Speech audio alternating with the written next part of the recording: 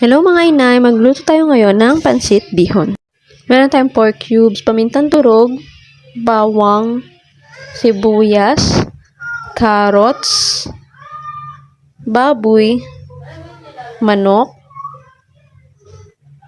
Baguio beans, at Baguio pechay. Una, mag-isa muna tayo ng bawang at sibuyas.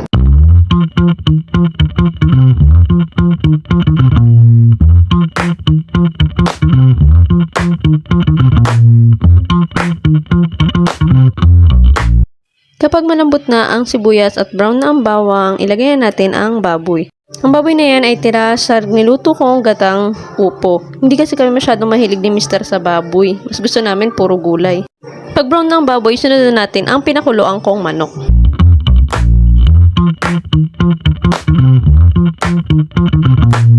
Gisahin lang natin ang mga ito at lagyan natin ng Knorr seasoning.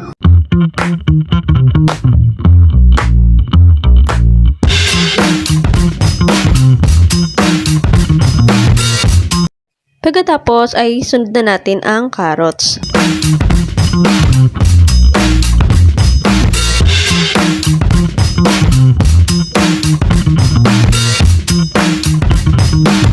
Lagyan din natin ito ng konting tubig.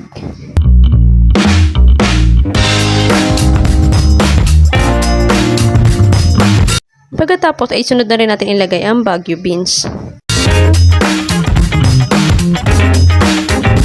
Tayin lang natin sandali at saka natin ilagay ang Baguio pechay. Bukod sa mas malasa ang Baguio pechay sa pansit, mas mura pa ito kaysa sa repolyo. Ayan, kapag luto na ang gulay, iset aside natin ito. Same na kawali, lagyan natin ito ng tubig, pamintang durog, at pork cubes. Haluin lang natin ang mga ito hanggang matunaw ang pork cubes. Kapag tunaw na ang pork cubes, lagyan na natin ito ng toyo.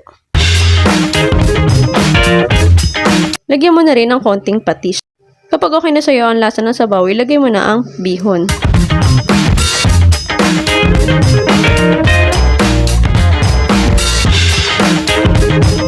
Hayaan mo itong kumulo hanggang lumambot ito. Kapag malambot na ang bihon, haluin mo ito hanggang sa makuha mo ang tamang luto ng bihon. At kapag wala nang matigas ang bihon o wala nang sabaw, ilagay mo na yung isinet aside mong gulay. Haluin mo lang para mag-mix yung gulay sa bihon.